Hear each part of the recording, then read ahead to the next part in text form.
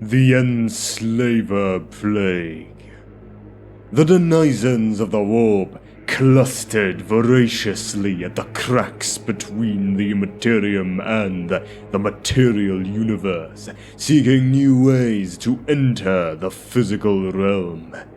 The Old Ones brought forth new, genetically engineered warrior species to defend their last strongholds, including the technology-mimiking Jacaro and the formidable, green-skinned Krog, who were the ancestors of the present-day Orcs. But it was already too late. The Old Ones' intergalactic webway network was breached from the Monasterium and lost to them. Several of their warp gates were destroyed by their own hands to prevent the entities of the warp from spreading to uncorrupted worlds, and their greatest works and places of power were overrun by the horrors their own creations had unleashed. The most terrifying of these horrors were the Enslavers, warp entities whose ability to dominate the minds of the younger species and create their own portals into the material realm using transmuted, possessed psychers brought them forth in ever greater numbers. For the Old Ones, this was the final disaster, as the Enslavers took control of their servants. The Pandora's box, unleashed by the creation of the younger species, finally scattered the last of them and broke their power over the galaxy once and for all. Life had stood at the edge of an apocalypse during the War in Heaven. Now, as the Enslavers breached the Imperium in epidemic proportions, the survivors looked doomed. Ultimately, beset by the implacable onset of the Catan and the calamitous warp-spawned perils they had themselves mistakenly unleashed, the Old Ones were defeated, scattered, and finally destroyed. Whether the species went extinct or simply fled the galaxy to seek a new haven elsewhere is unknown. The Silent King's Betrayal. Throughout the final stages of the War in Heaven, Jarek bided his time, waiting for the moment in which the Catan would prove vulnerable. Though the entire Necron race was now his to command, he could not hope to oppose the Catan at the height of their power, and even if he did, and met with success, the Necrons would then have to finish the War in Heaven against the Old Ones and their increasingly potent allies alone. No, the Old Ones had to be completely and utterly defeated before the Catan could be brought to account for the horror they had wrought. And so, when the Star Gods finally won their great war, their triumph proved short-lived. With one hated enemy finally defeated, and the other spent from hard-fought victory, the Silent King had at last led the Necrons in revolt against their masters. In their arrogance, the Star Gods did not realize their danger until it was too late. The Necrons focused the unimaginable energies of the living universe into weapons too mighty for even the Star Gods to endure. Alas, the Catan were immortal star spawn, part of the fundamental fabric of reality, and therefore nigh impossible to destroy. So was each of them instead sundered into thousands of smaller and less powerful fragments with a similar energy signature. Yet this was sufficient to the Silent King's goals. Indeed, he had known the C'tan's ultimate destruction to be impossible, and had drawn his plans accordingly. Each C'tan shard was bound within a multi-dimensional tesseract labyrinth, as trammeled and secured as a Terran djinn trapped in a bottle. Though the cost of victory was high, millions of Necrons had been destroyed as a consequence of the rebellion, including all of the members of the Triarch, save the Silent King himself. The Necrons were once more in command of their own destiny. The Great Sleep.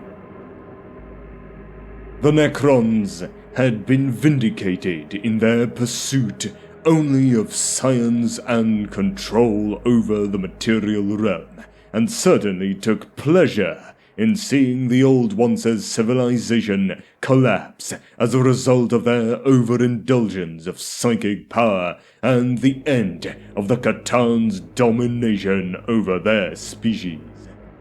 Yet even with the defeat of their old enemies, the Silent King saw that the time of the Necrons in the galaxy was over, for the moment at least. They would allow the enslavers to take what was left of the sentient life in the galaxy and let it become an interstellar wasteland.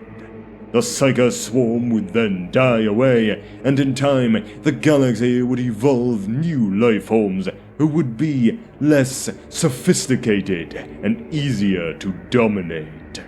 In addition, the Necrons understood that the mantle of galactic dominion was soon to pass to the Eldari, one of the psychically potent species that had fought alongside the Old Ones throughout the War in Heaven, and had thus come to hate the Necrons and all their works with the burning passion that is the defining characteristic of that species. The Eldari had survived where the Old Ones had not, and the Necrons, weakened by their expenditure of lives and resources in overthrowing the rule of the C'tan, could not stand against them.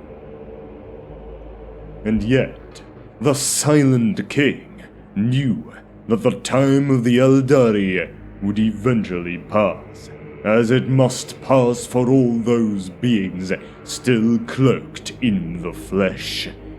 It would take millions of Terran years for their power to fade. But what mattered is that the Necrons would be there to take advantage of it. And so it was that the Silent King ordered the remaining Necron cities to be transformed into great tomb complexes threaded with stasis crypts. Let the Eldari shape the galaxy for a time. They were but ephemeral, whilst the Necrons were undying and eternal. The Silent King's final command to his people was that they must sleep for the equivalent of 60 million standard years, but awake, ready to rebuild all they had lost, to restore their dynasties to their former glory. This was his final order, and as the last tomb world sealed its subterranean vaults, Jarek destroyed the command protocols by which he had controlled his people for so long, for he had failed them utterly. Without a backward glance, he, the last of the Silent Kings of the Triarch, took ship into the starless void of intergalactic space, there to find whatever measure of solace or penance he could. Meanwhile, eons passed, and the Necrons slept on, their machine slaves and constructs guarding them, while they slept on tomb worlds that had been purged of all life to keep the enslavers from their door. This plan worked with an amazing degree of success until they were awakened by the forces of the Imperium of Man in the 41st millennium to plague the galaxy once more. They discovered a new and unexpected age of interstellar civilization and war, much like the one they had left behind 60 million years before. The galaxy is blossoming with life once more, but is still overrun with latent psychers and worshippers of the infernal chaos warp energies unleashed during the war in heaven. It will take time and a great many machinations for the Necron dynasties to regain their rightful place as the rulers of the galaxy. The agents of chaos must be overthrown, the dangerous Eldari, inheritors of the Old One's mantle, eliminated, humanity subjugated, and the great work cutting off the material universe from the warp completed before a new age of Necron dominion can truly begin. But the Necrons are ageless and undying. Their technology is still unmatched by any of the younger species, and time is always on their side.